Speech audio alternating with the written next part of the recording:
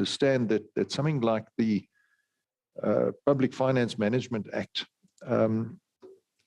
does not lend itself to proper governance. It is great for buying stationery for government departments, but when you try and run a 24/7 industrial enterprise like Eskom, it just is not fit for purpose. And overriding those controls under the guise of irregular expenditure, and one of the legacies that I face is that I have to go to Parliament and I have to explain irregular expenditure. But ironically, whenever we uncover something that happened in the past, that irregular expenditure is reported in the current financial year. So it looks as though we are doing very badly, but actually what we're doing is we are surfacing all of the legacy issues of the past because you don't retroactively adjust your financial statements. Consequence management. It is very difficult to fire somebody in a state-owned enterprise.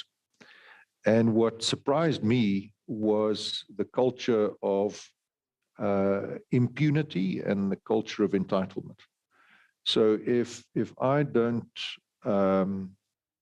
like the job that Peter does, the way that it works in the private sector is I call Peter into my office with HR in attendance, and I say, Peter, I'm not terribly happy with the way that you're doing your job. I think it's time for us to part ways. And there's 15 minutes or so of emotion, and yes, you don't like me, and so forth.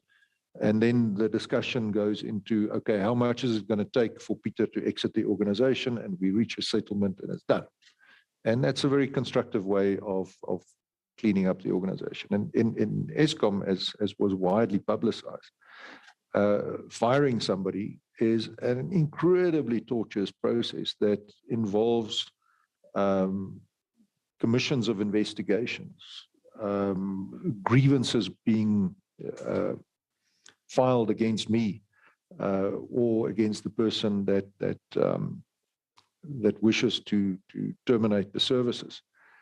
And it's as though people have this approach of, but I've been here for 20 years, you don't have the right to fire me. Sure. I'm part of the furniture now. You can't just get rid of me. And that lack of consequence management, and please understand, I'm not advocating rule by fear. I'm not saying you go in and you fire people left, right, and center, but it's clear that Eskom has not been working the way that it should be working for a long period of time. And the staff of the organization have an incredibly important role to play there.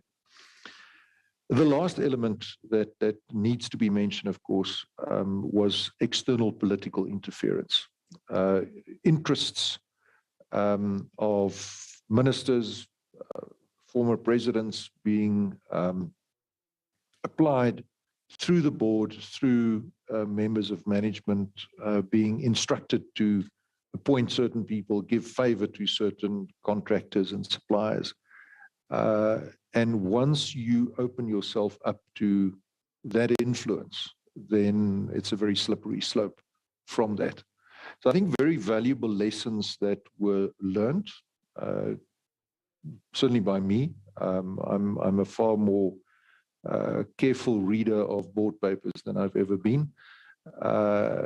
And I think we've tightened up on a lot of the very boring mechanics of how do you take minutes, how do you write a board paper, how do you specify your request so that it's absolutely clear what you are asking. And it took quite a while to get that discipline into the system, and a number of papers had to be rejected. No, you're not allowed, we will not entertain this request. But that discipline is now there, and I think that is playing a key role in crystallizing governance and restoring that understanding of what we're actually trying to do. Okay. So when you took the job, you left a relatively cozy job in the private sector. I believe you at NAMPAC at that time, so it's the first time I met you. And I imagine that when you took the job with the belief that you could fix Eskom.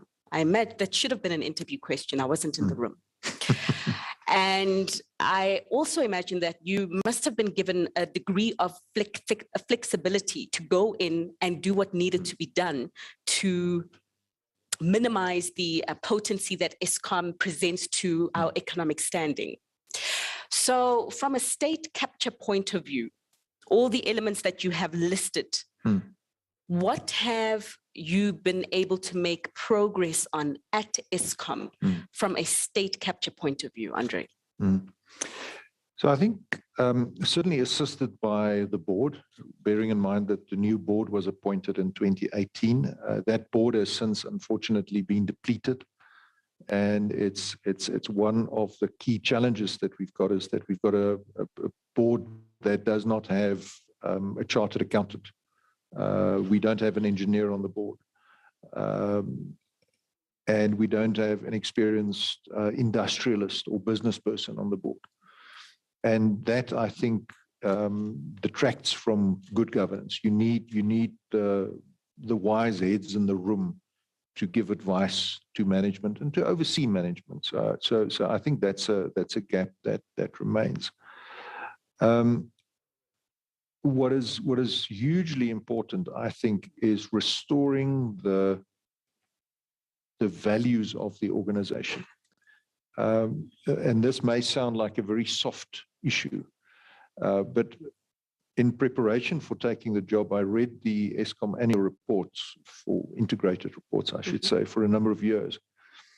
And it was quite clear how the corporate values, which are very good, safety and integrity, how they were over time de-emphasized. And in my first communication to staff, I said, we have a huge trust deficit, not only as an organization relative to the country, but also a trust deficit internally. And the foundation on which you rebuild trust is to agree on a common set of principles that we all buy into and that we hold each other accountable to. And I think we still have bad actors in the company, but at an executive level, I think we are at a point where I've been called out for saying, no, you need to respect the values. You need to behave appropriately now. And I really appreciate that. I think that is very important, that people have the latitude to hold me to account. And I encourage that.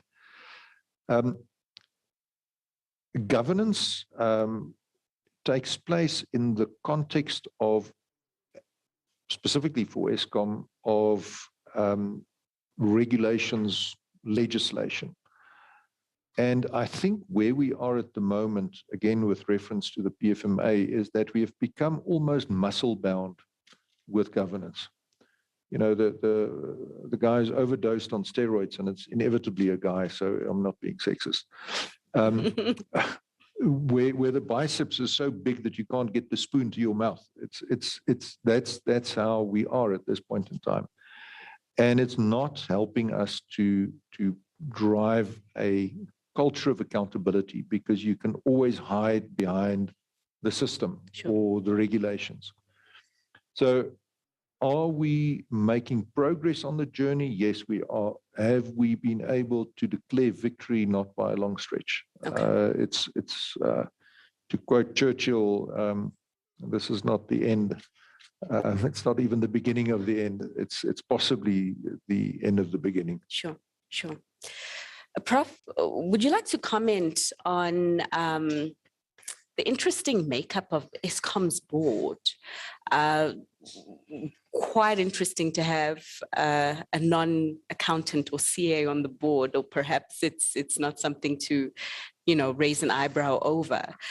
And also just respond to Andre's comment about the Public Finance Management Act perhaps needing, to be repurposed for the future, because in the current form, it doesn't seem to be as effective as perhaps hoped. I mean, I think just to thank you very much for inviting me. Thank you very much, CEO, for coming here. A lot of SOE CEOs are very afraid to face the public. So you are very brave. I told maybe in a sense what I wanted to talk about just before that is just how difficult it is to turn around a state-owned entity after it falls into corruption. I mean, I worked on 2 government reports now, state-owned enterprises. The original one, 2009, presidential report for former President Jacob Zuma. And then the subsequent one on development finance institutions that look at our state finance institutions.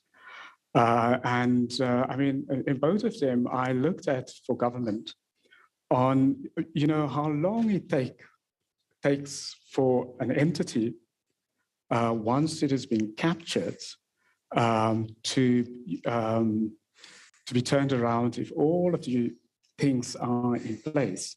And normally, I think one can make a calculation. It would take almost double the time it would be if it was a private sector company. Now, there's a couple of things really that makes it difficult. The thing is about the things that you need to do to turn around a state-owned entity, because you have to bring down your costs. But all of those things are actually politically invested. So when you have a governing party who actually does the reform, but the entity failed under that governing party, is really very difficult because the vested interest in a state-owned company is almost at a higher magnitude as you would have in a private company. That is why often companies get privatized. It's not necessarily all the time because of ideology. It is often where the state doesn't have the political will or the political courage to deal with the powerful interests. And maybe just to give you a bit of detail. I mean, let's just say in the case of Eskom, what needs to be done, most probably to turn it around, one almost needs extreme shock therapy. And it would include, ending the overpriced contracts, cutting salaries, reducing staff, overhauling the business model. Now, all of these, it demands really slaying very powerful vested political interests, and I'm going to outline it. So although the ANC is a governing party, and it could be any other governing party, often really wants to do the reform, but lacks the political courage to deal with the vested interests because there's going to be a backlash in the party. And that really is the dilemma of reform in a state-owned entity. It's a very, very difficult process. And let me just give you an example. If, for example, you would, at Eskom, and I'm an outsider, so I'm not involved in Eskom. If you take the costs, like the first one is, it's over employee count, it's an oversized company. So the first thing that needs to be done is a cut. Sure. Now guess what? If now CEO starts a reform to right-size Eskom, there's going to be immediately a fallout. It's a highly unionized entity. There's a National Union of Mine Workers, heavily invested there. And the National Union of Mine Workers supported Cyril Ramaphosa to become the president of the ANC. And they're going to be very crucial next year to support him for his re-election, because it's a tough battle ahead for Ramaphosa at the party's National Elective Conference. Now, you have to think about if the employees of the National Union of Mine Workers go to Ramaphosa or the ANC, and they say, well, we're going to be right-sized. What's going to happen? But it needs to be done. Now, if you take a second one, the overpricing of contracts. A lot of the contracts at Eskom, but also many other entities, obviously often overpriced, politically connected, companies doesn't have the skill sets, doesn't have the competency. Now imagine there's a cleanup of that. There's going to be response. Well, the CEO is against transformation. He is going to bring in white monopoly capital. There's going to be backlash. I'm just explaining to you what a vested interest is. And the reality of reforming a state-owned company. You're making it sound as though it's almost impossible. It's not impossible, but it's close to impossible. So, so what needs to be done? Really, there has to be real political support. Now, normally in a private company, what would happen when you do a turnaround? You appoint your CEO, you get the best board with a skill set, a turnaround skill set, with the people that your technical people. If it's an Eskom, you need to get your engineers there. You need to get your business people there who have done a turnaround before, equivalent in another company. Now, that's how your board that you put together. Now, in a state entity, you don't have control because now it is the government that gives you a board. So you have to imagine if you run a company, and especially a company that you need to turn around, you need a board with the kind of skills that are going to back you up in the areas that you need to do the reform. All right. And you also then need, that board needs to back you up. You can't have the CEO of Eskom defending himself in public. That is the board's role to do that. The chairperson of the board has to stand up and fight for the strategy, fight for the turnaround. I mean, the CEO has to be, if brought to the public, quite late in the game, really when it's absolutely crucial. So that is what it means by you have to have a quality board. And that's the difficulty because, again, it's vested interest. Appointments to state-owned companies to boards becomes not a one that's based on competence, on merit-based, but there's quite a lot of political dynamics. So, so one is already undermined to do that reform because, you don't have a board that puts you, that's with you, that carries you, that helps you, to do that kind of transformation. Then the last of the vested interest is a really important vested interest in the South African case. It's an ideological vested interest where you would have, the minister that Eskom reports to, Gwede Mantashe, has an ideological view on state-owned entities or on energy. What kind of energy? Renewable energy, for example, is often not only him, but many leaders of the ANC either oppose that, or either they want to control it, so you don't want the private sector to participate. Now, there are delays, so if one think about a turnaround of Eskom, one has to bring at the same time also renewable energy as quickly as one can on board, to bring it up as Eskom struggles with capacity. Now, if there's an ideological block against it, can't do that. Sure.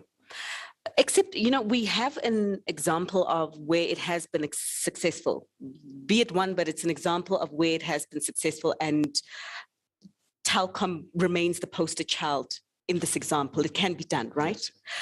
And it's the third line. It can be done and successfully so, but nonetheless, Peter, let's bring you in here. So according to Andre, state capture wasn't exported to Dubai or India or wherever the Gupta family is presently. It remains. Just in your reporting, does that statement resonate with you? Fifi, absolutely. Look, I think in general terms, when we speak of state capture, when we speak of state capture, when the general public refers to state capture, it's a reference to the years of Jacob Zuma and the influence the Gupta family exerted on him and the ancillary networks that emanated from that. But from our reporting and from News 24's investigative team's reporting into events at Eskom and into how Eskom looks today, it's very clear that those extraction networks that were established during the years of state capture are very much still active. And that it's so difficult to exorcise them from the body of Eskom. And it's a very tired metaphor, but it really is like cancer. When cancer metastasizes into the skeletal structure of a human, it's difficult to cure a human of cancer. And that's what happened with state capture. And we are, if we take a step back and if we look at some key institutions of state that were felled down by state capture, were felled down by the way in which they were hollowed out. Look at the National Prosecuting Authority, look at the South African Revenue Services, look at a number of state departments, government departments. Eskom is a prime example. Many of these institutions are on the road to recovery, but aren't even outside of ICU as of yet. The big frustration at Eskom, and the big frustration that we are seeing when we're reporting about Eskom, and Andre's referred to it, is the lack of consequence management, the impunity that many of the individuals that were involved at capture, in capture at Eskom, the fact that there has been no accountability, the National Prosecuting Authority, the Hawks, all these law enforcement agencies simply have lost the ability to prosecute these very complex financial crimes. Not even complex financial crimes. There are a lot of instances, specifically at Eskom, where you would think that 3 years down the line, after the Special Investigating Unit, after Bowman, who is a private law firm, have started investigating it, many of these instances have been referred to the Hawks, to the Independent Investigative Directorate, who is located in the NPA. We have not seen a single person go to jail over any crimes alleged and or otherwise at Eskom. And that's the big problem that we have with state capturing in this country, that many of these institutions have been hollowed out, they've lost the ability to function, and we have not seen real accountability for state capture yet. In your introduction, you said, let's not focus on load shedding, but load shedding is a symptom of state capture, of entrenched interests, of these extraction networks still operating, not only in Eskom, but elsewhere. Recording Transnet stopped. was a big site of extraction during the state capture years. And whilst William was talking now, I was just casting my mind back, and during the introduction, there was also a reference to the shadow state report that was released in this very room in 2017. And in Thuli Madonsela's report into state of capture, there was we saw the first glimpses of what was happening at Eskom in 2016, where the public protector found that the board was compromised. She joined the dots, linking so many of those members of the board to the Gupta family or business interests related to the Gupta family. We know that the executive management then was compromised. We know that the chairperson of the board was compromised. We know that the ministers in charge of the Department of Public Enterprises was compromised. It's 5 years down the road.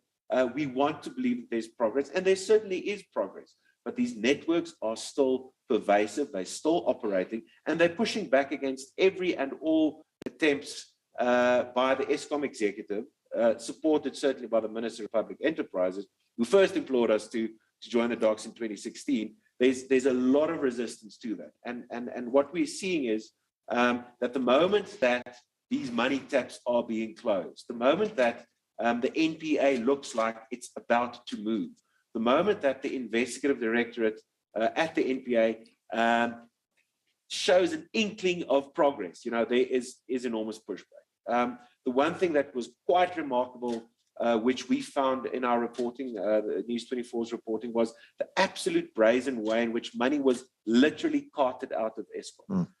The brazen way in which kickbacks were paid by companies in the private sector, and that needs to be talked about as well. Private sector collusion in establishing these networks, in helping these extraction networks flourish, was a massive role in this. So the private sector's role needs to be fleshed out too. But these networks are very strong. They're still operating. They've extracted billions of rands from Eskom. State-owned enterprises, we know, look at Denel, Transnet, SAA, Eskom, was ground zero for state capture.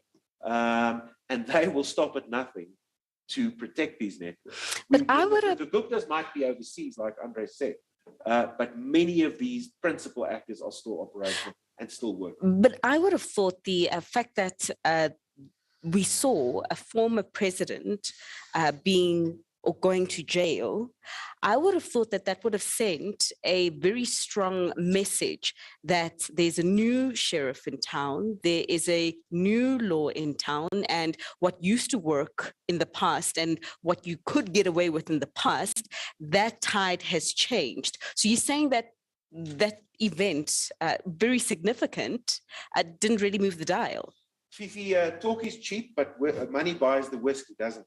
You know, when President Ramaphosa ascended to office in February 2018, when he was able to corral a united front amongst his comrades to oust President Zuma, you know, we all thought this was the changing of the tide. And initially it was. The very first action that the president took when he became ANC president, I think it was in January 2018, and my good friend and colleague Freo Hafiji is here because we worked on that story together, was to replace the Eskom board, because that was ground zero of state capture. That was one of the main sites of extraction. He did move quickly to replace the head of SARS. He did move quickly to replace the head of the NPA. But the fact is that all of these institutions, not many of them, all of them, including Eskom, had by that time so been hollowed out. The loss of expertise, of skills, of committed bureaucrats was so acute that it's going to take years and years and years to repair the damage. William mentioned the political environment that an SPO like Eskom needs to negotiate. I'm not convinced that we're seeing the urgency that is needed by the president, by the relevant ministers, or the ministers responsible for energy policy and responsible for Eskom. I'm not seeing that urgency to make to take emergency regulations or to take emergency actions to try and undo the enormous damage, or to try and put Eskom, because we're talking about Eskom tonight, on an even keel. Sure. Load shedding is the symptom of state capture. We are struggling with load shedding today because Eskom over many years has been subjected to quite extraordinary levels of corruption. It is endemic in the company. It's literally part of the company's DNA. The scope, the breadth and the depth of Eskom is enormous. I mean, Bowman's, the law firm, in 2019, that's 2 years ago, and Andre might know the updated figure, but they produced a spreadsheet which they handed to the company, an Excel spreadsheet, which identified red flag contracts to the tune of 178 billion rand. That's an enormous amount of money. Not every one of those contracts are corrupt, but possibly corrupt contracts of 178 billion rand. So the damage that was done to state institutions, the damage that was done to state-owned enterprises, we are only now starting to see the depth of that. We thought we knew what was happening in 2016, 17, 18, but it's now only coming to the fore. All right, so the seeds were sown in the past and the harvest is unfortunately a not so bitter one, not so delightful one. But talking about Eskom's DNA, Andre, it is being reconfigured. You're trying to introduce a new dawn through the separation of the entities into 3 units. That you're still in the electrifying seat, sir. I'd like to understand how far is the light at the end of the tunnel for some of the grievances that are at Eskom currently, and to what degree is this new path and this new DNA that you're trying to inject into the organization through the separation and unbundling likely to help? Eskom is an organization that was founded in 1923, so we are just about 100 years old. And for all of that period, we were a monolithic monopoly. And that creates a certain culture and a certain attitude. And any monopoly breeds arrogance and excessive self-confidence. And that was rewarded to some extent in the past when Eskom was recognized as in 2001 as the Global Utility of the Year. But it has also, I think, led us to a position where we are now in need of some radical surgery to change how we are structured. Eskom intends to retire over the next 13 years leading up to 2035, about 22 gigawatts of capacity. Now, to put that into context, that's about 45% of our total installed capacity. And the reason that we want to retire this capacity is because we have an old, tired fleet that needs replacing. If we want to keep our current fleet environmentally compliant, we have to spend about 300 billion rand, on which we will earn no return and which we don't have. So we have an opportunity to use this challenge that we've got of an aging fleet, quite heavily polluting, to use that as the pivot into a new, cleaner and greener electricity supply industry. But we cannot continue to execute on this mandate as this monolithic monopoly. And that is why we have to follow international trends to restructure and separate ourselves into these three different entities: generation, transmission, and distribution. And the most important one is actually the smallest one, and that is transmission. Because that will, an independent transmission entity with an independent market operator will give private investors the confidence that they can invest in new generation capacity without the fear of their commerciality being compromised vis-a-vis Eskom's generation. That's always been the objection. How do we know that you will not pass our information to our competitors, basically? So the independence of the transmission company is going to be a key enabler to help us to solve the shortfall in generation capacity, to address some of our environmental challenges, but also to give us the opportunity to reinvent and re-engineer what Eskom is about, not as the supplier of last resort, but as the enabler of new generation capacity for the country. So one also can't ignore, every year the CSIR comes out with reports regarding our experience of the service that you provide, sir, and that it has been getting worse.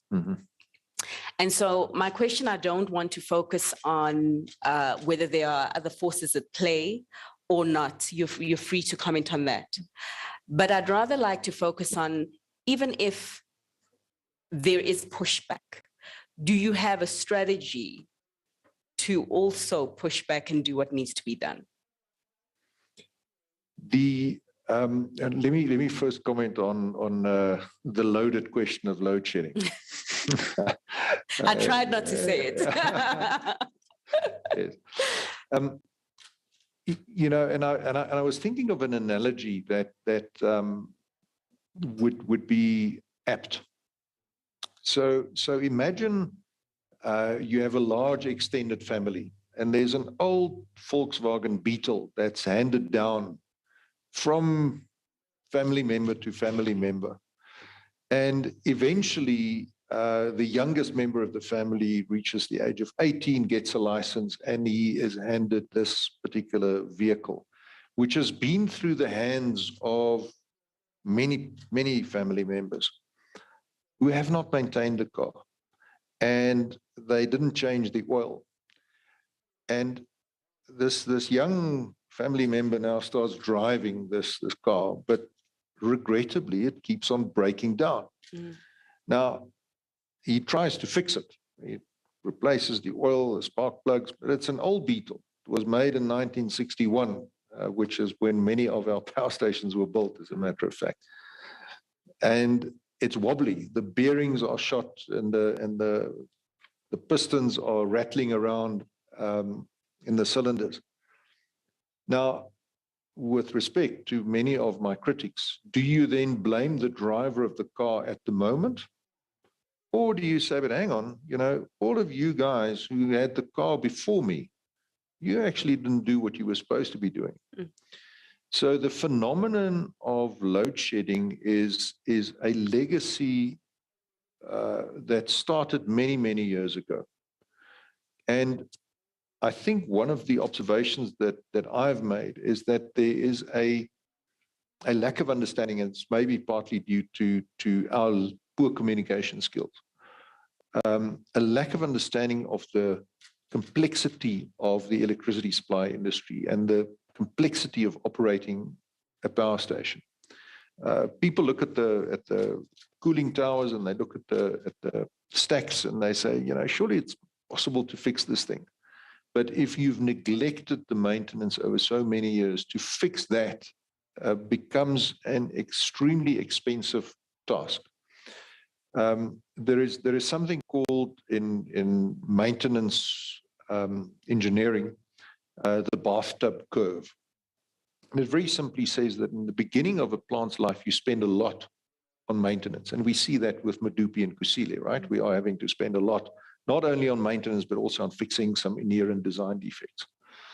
And once you've stabilized, then maintenance spend goes down. But as you approach the end of life, that maintenance expenditure picks up again. So you get this bathtub curve. Now, Eskom finds itself with Medupi and Kusile at the top of the curve when it comes to new plant and at the top of the curve when it comes to old plant. So we're in the worst of two possible worlds. Now, how do we get out of it? What is our strategy to turn that around? And this is where I believe that if we have an aligned industrial policy, an environmental policy, an energy policy, and a fiscal policy, we can use the transition from a overwhelmingly fossil fuel economy to a more balanced approach, which will be around 60% renewables, some role for natural gas, some role for nuclear, a reduced role for coal, but still a role for coal. So let the record show, as they say in the classics. I'm not anti-coal, I'm not anti-nuclear, but we do have to take account of the realities of climate change, of new technological developments, the costs that have come down for wind and solar, the time that we have available to install these new technologies.